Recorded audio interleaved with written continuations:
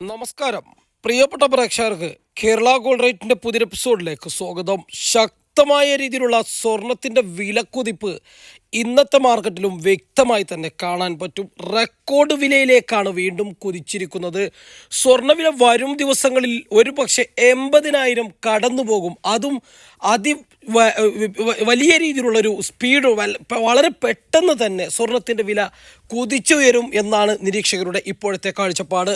പ്രധാനമായുള്ള കാരണങ്ങൾ ലോകത്താകമാനം വലിയ രീതിയിലുള്ള സാമ്പത്തിക പ്രതിസന്ധി ഉണ്ടാകുവാനുള്ള സാധ്യത, അത് പ്രത്യേകിച്ച് ഇപ്പോഴത്തെ യുദ്ധ സാഹചര്യങ്ങൾ, മറ്റു ഹൂത്തികൾ ചെങ്കടലിൽ തീർക്കുന്ന പ്രതിരോധം എല്ലാം ഇതിനെ വളരെ വ്യക്തമായി തന്നെ ബാധിക്കും.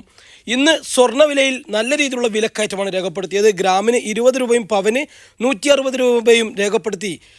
5875 ഗ്രാമിനും പവന് 47,000 എന്ന റെക്കോർഡ് കാല വിലയിലേക്കുമാണ് കുതിച്ചുയർന്നിരിക്കുന്നത്.